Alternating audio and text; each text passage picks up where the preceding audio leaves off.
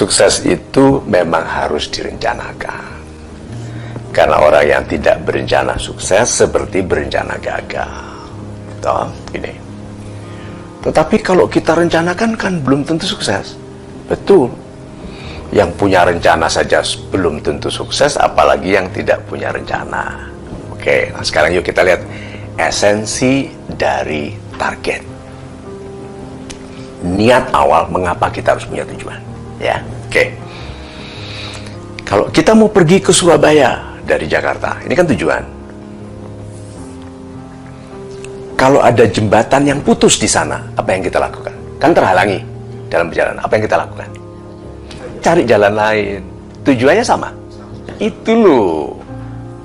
Orang kalau tidak punya tujuan kalau tidak punya tujuan dalam hidupnya, kejadian yang tidak disukainya sehari-hari bisa membuat dia lupa mau kemana.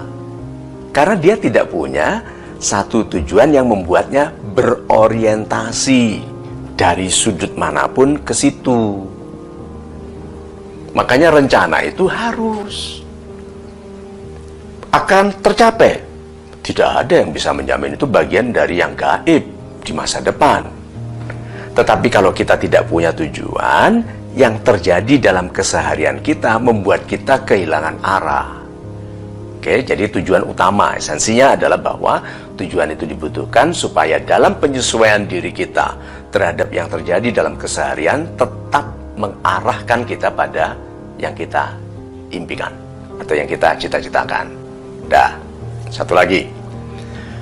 Orang yang punya tujuan lebih hemat menggunakan apapun karena tidak ke sana dulu karena dia jelas ke sana. Maksud dari lebih hemat menggunakan apapun terutama adalah menggunakan hidupnya. Hidupnya tidak diboroskan untuk ini, untuk itu, untuk ini, untuk itu. Hidupnya lurus ke arah yang diinginkan. Ini loh yang disebut sukses semudah mungkin. Sukses semudah mungkin itu bisa 40 tahun, bisa 50 tahun. Bilang, loh, kok 50 tahun sukses Pak Mario? Ya, untuk orang biasa 400 tahun. Orang ini 60 tahun mencapai yang dilakukannya. Tapi kebesaran dari yang dicapainya membutuhkan orang biasa yang nggak fokus 400 tahun. Itu namanya sukses semudah mungkin. Tuh. Gampangnya ya memang oke, 30-an sudah sukses, oke, 40-an sudah sukses. Tapi yang penting adalah besarnya yang dicapainya. Nah, besar yang dicapainya ini berarti besar kemanfaatannya bagi sesama, bagi perlindungan alam, bagi pemuliaan ciptaan Tuhan. Ini besar. Rencana harus. Karena kita perlu untuk memfokuskan semua energi ke satu titik. Terus begini, bagaimana kalau salah? Kita salah tujuan, salah target. Kita harus percaya pada konsep kasih sayang Tuhan. Tuhan tidak sampai hati membiarkan orang baik salah arah, dituntun. Mencoba ke sana ketemu penasehat, mencoba ke sana ketemu kekasih palsu, mencoba ke sana gagal pernikahannya. Itu sehingga bilang, oh iya ya, seharusnya aku ke sana.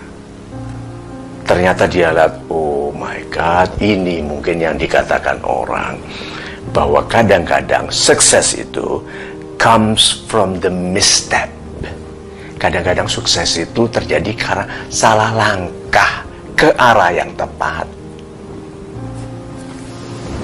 Apa artinya? Salah langkah ke arah yang tepat.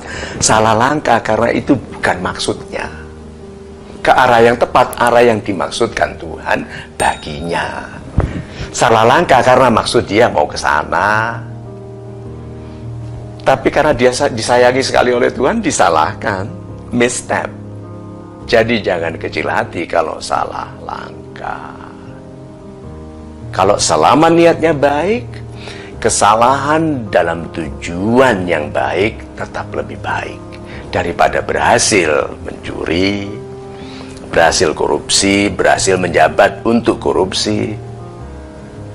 Nah, jadi apakah harus ada rencana untuk sukses? Ya, harus. Soal rencananya bisa tercapai atau tidak, tapi yang pertama kali, the best plan is you. Kan you are your best plan. Jadi rencananya apa? Aku bergantung pada diriku. Kalau aku tidak punya rencana pun, aku akan sukses. Contohnya saja, orang yang pintar main bola akan hidup di seluruh dunia. Dia katakan saja backpacknya waktu tidur dicuri di kereta api, oke? Paspor hilang, baju hanya tinggal bajunya dipakainya, uang nggak ada. Dia kelaparan jalan di kampung, di negara yang tidak dikenalnya, tidak ditahunya, bahasa nggak kenal. Dia lihat sekelompok anak muda main bola, dilihat di lapangan.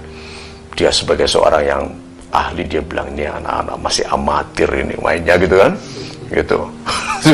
Bolanya kemana-mana, tahu-tahu bolanya gelinding ke arah dia, gitu. Gawang 100 meter ya, melenceng ke dia 125 meter. Dia tendang masuk ke gawang yang sana. Apa yang dilakukan oleh 22 orang ini plus coachnya plus semua penggembira, apa yang dilakukan? Nah, tendang mas, waktu tendang dia udah jalan, kan dia mau cari kedutaan. Waktu tendang itu yang nggak lihat lagi, jalan masuk. Apa yang dilakukan? Dikejar, ikut kita klub kita mana, ikut Persema aja gitu. Gitu, enggak, Persib aja gitu kan. Nah itu loh, diperebutkan kan. Dia bilang no language, I cannot speak your language. It's okay, money, you know money, gitu dia, dolar, money. Itu loh. Berarti anak muda itu harus betul-betul punya kemampuan yang dihargai orang dimanapun dia berada. Coba bayangkan, kalau katakan kemampuan itu bisa dihargai sekali di Magelang, ya hebat sekali di sana, di Mojokerto, atau dia memang mau mendirikan K-pop, band K-pop Kediri, gitu. Itu bisa. Dan jadi kalau gitu, sukses harus direncanakan, dan rencana terbaiknya adalah kualitas pribadi Anda.